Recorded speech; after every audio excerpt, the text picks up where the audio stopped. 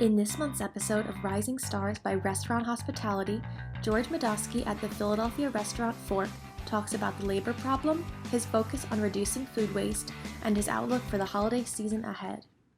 Okay, so today I have George Medoski, who's chef de cuisine of the restaurant Fork in Philadelphia. This is a 25-year-old restaurant. It's one that's iconic in the old city, as that part of Philly is known. And George has been there for 5 years, right, George?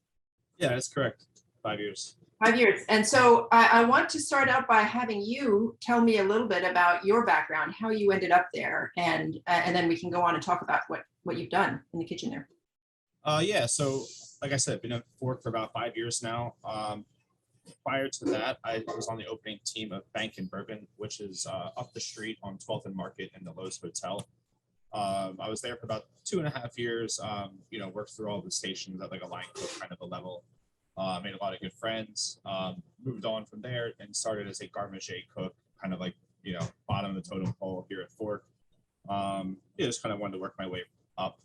And then moved through the ranks, became a sous chef under John Patterson. And then during COVID, or just post-COVID, was promoted to CDC here. And so I should note that Fork is the flagship restaurant of High Street Hospitality, which is a group owned by Ellen Yin. And they have a number of concepts in the city, but this one is one celebrating its anniversary this year, right? 24 years this year, yeah. So tell me what you've done then as chef de cuisine. So you started in this position in early 2020, right? Yes. Carried them through the pandemic, which there was some moves of concepts. You had a bakery next door. Tell me a little bit about how you guys made it through last year. So, with the bakery next door is a whole other subject. So I'll just focus on Fork.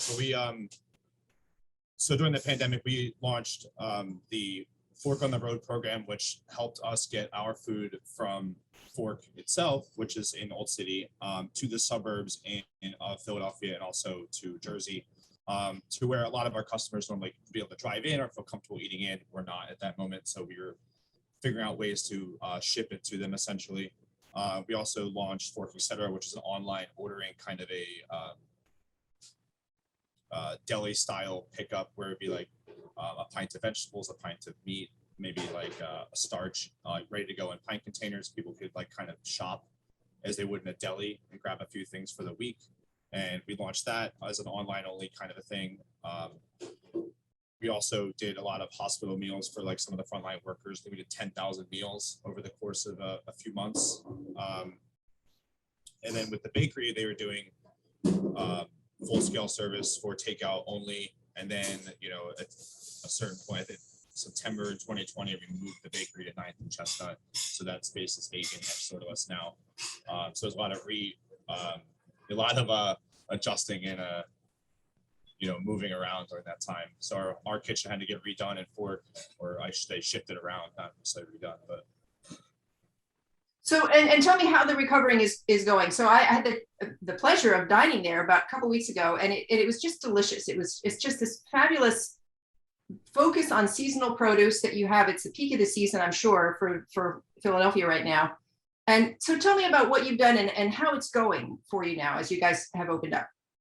Yeah, it's been, we're still going and still fighting these staffing struggles of people coming back, like everyone else in the world and every industry pretty much. But from, as you probably saw, I'm really proud of the staff we have now and the product we're putting out there to the world. Like, I think what we're doing in the circumstances we're in, I'm pretty proud of. And yeah, there's a lot of challenges ahead of us and things I want to be better at, things my management team and Ellen want to see better at. But from what we've done so far, I'm pretty happy with it. I think the only thing, like, coming into the challenges coming up, I think the biggest one is what's going to happen with COVID next. Like, are we going to talk about another, potential restrictions and that kind of a thing? Are people going to be more uncomfortable? Do we have to get ready for more takeout focused dining? We're not really sure yet. We're kind of like waiting, because indoors been going pretty well. So, we're waiting on the government Yeah, who knows what restrictions will come, but tell me about the menu then, and what you've done there, because everything that I had was absolutely delicious. We tried as many things as we could on the menu. But how would you describe it? I'm having trouble. I mean, to me, I'm in California, so to me, the menu looks very California. I mean, it's so interesting that it would fit perfectly in LA, this restaurant, but you're in Philly. So tell me, how would you describe it? So I mean, it's American cuisine, seasonally focused. I'm a big fan. It's funny you say that. I'm a big fan of Rustic Canyon and those guys Oh yeah, over there. So it's they like do a kind great of job. I love those guys. So for us, seasonally focused American cuisine, everyone kind of says that at this point, so it's kind of tough to discern yourself. We focus, I think, is the big for us is like we try really hard to be vegetable focused. Like a lot of our food, even if it's meat centric dish, it has a big influence from vegetables from it. Like for example, like we do a cucumber melon salad that's like 90% vegetables. We just use a tiny bit of meat to garnish it and accent it. And then same with our flute crudo. Also, it's a crudo dish, but it's raw fish sliced, but presented in a different way. Most people do that just kind of on its own in a very simple, like elegant presentation. Which I love, but also we do it in a way where it's like, okay, it's pica tomatoes, so let's pair this really awesome fish with this like almost like a tomato salad, and then let them kind of be together and like they work together instead of it just being so as people typically do it. So that's kind of where you approach things a little bit differently. It's like, let's make the best vegetable dish we can, and then we might add a little bit of protein to it to kind of elevate that to the next level. It makes people kind of question what they think, what they think food is. I wouldn't say what food is, that's a wrong way to say it, but question the way they've had things before, or maybe the way they're used to seeing it. Usually it's like, centered around a steak or something like that. So Right. we're trying to, and granted, like, we have that, of course, but that's kind of the way we want to keep pushing in that direction more and more. And so for a restaurant that's been around this long, often there are dishes that people really expect to be on the menu. There's some signature dish that maybe was, when the restaurant opened that has stayed throughout the years. Is that true at Fork? Is there anything that you really had to keep because that's what people are going to look for at Fork? Yeah, so I had a funny story. I had like a hard time getting rid of we had a steak for two on for a long time that was, I wasn't super stoked about where it was being sourced from when I took over. It was fine. It just wasn't of the best sustainability. So it took me months to find someone that would do it for us at the way we wanted it done, and then also at the scale we wanted it done, because we do go through a fair amount of product here. But I was really proud of that. That was something that I couldn't replace, but I could also make it like more in line with what we're doing. A lot of what we do is like, for me, it's like, or for I think our clientele and our service staff, it's like not necessarily one thing, like, but it'll be like, let's say last year we did a lot with lamb. We were getting in whole lambs and then breaking them down and then using every cut. Especially through the pandemic, people were a lot more flexible with what they were going to be eating, and then also the service staff selling. So they talked about, so it'd be like, oh, today we're going to have loin with rib, and then tomorrow it might be chop with some sausage, and then it might be a canapé, and then the following day we might do a braised shank for two, and then we might do some neck and like picked and seared, so we did a lot of fun stuff like that. That's kind of, I would say, what's interesting is we try to keep the things flowing best we can, keep the menu fluid, if that makes any sense. Yeah, it's not easy to do, but I know you're also very passionate about sustainability. Obviously, you just mentioned and reducing food waste. And are there any examples that you can give me? You're using the whole lamb. That's one example, but what other ways are you in the kitchen, managing to reduce waste?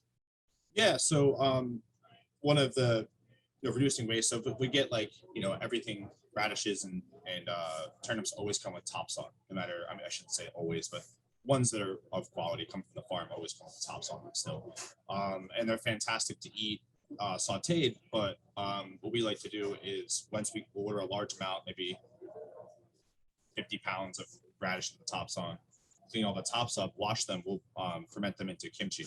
or ferment them into something else. And then we use that actually on our duck dish on the menu right now.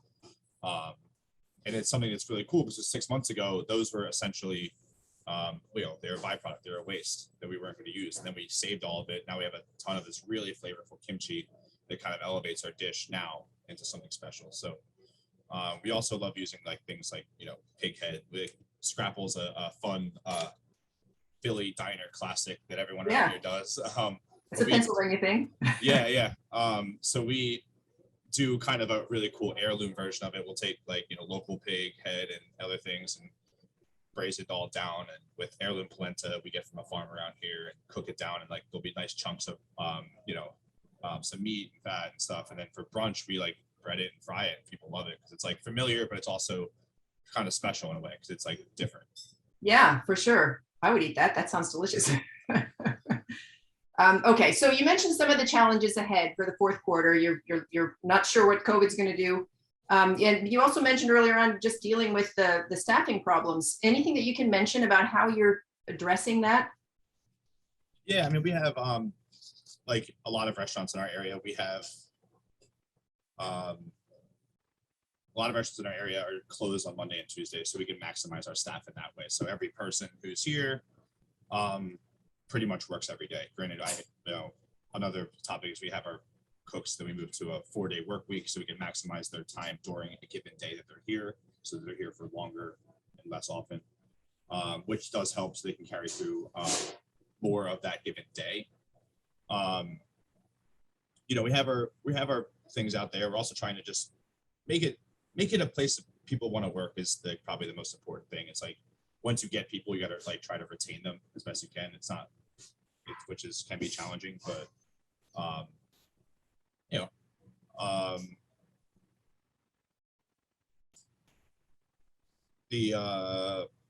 think just like the way you're trying to combat staffing is just like we have our several restaurants, us, High Street, A Kitchen, and High Street Provisions, and then one in New York. But we are using our network as a team. Like, hey, I have a person that's a great person, maybe a great worker, maybe not the best culture fit or whatever. And then maybe they'll work over, or maybe they're like really interested in working in the bakery. So like, oh, bakery needs help, we'll ship them over here.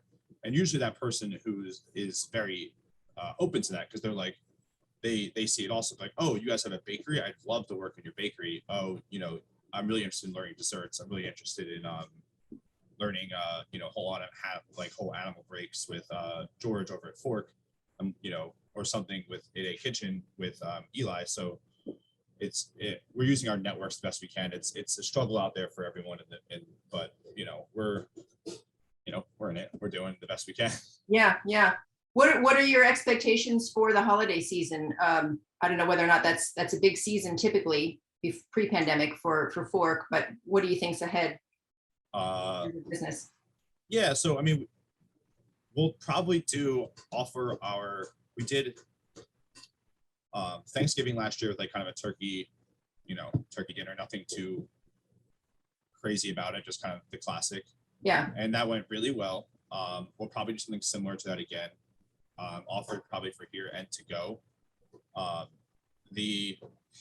For Christmas Eve, we'll do a 7 fishes. I don't know if we'll offer that one to go because it's very tricky. It's finicky. It's tough to do to go. And then we didn't do Christmas Day last year just because of the day. It fell on like a Monday, so it was like not worth the. We didn't perceive the reservations to be worth bringing everyone in. And then New Year's is always a great day. I mean, let's say if we stay, like if they don't put restrictions on dining, I think we'll be really strong with indoor and just like regular service. So yeah, I think I'm pretty positive about things, but obviously the years we've just been through, it's hard to like, you can't wave those thoughts away because of but yeah, I'm excited about the potential things to come. So Good. Okay. All right. Well, let's stop it there. And thank you so much for spending some time with me today. And I hope the fourth quarter goes well for you guys and on to 2022. Yeah. Thank you so much.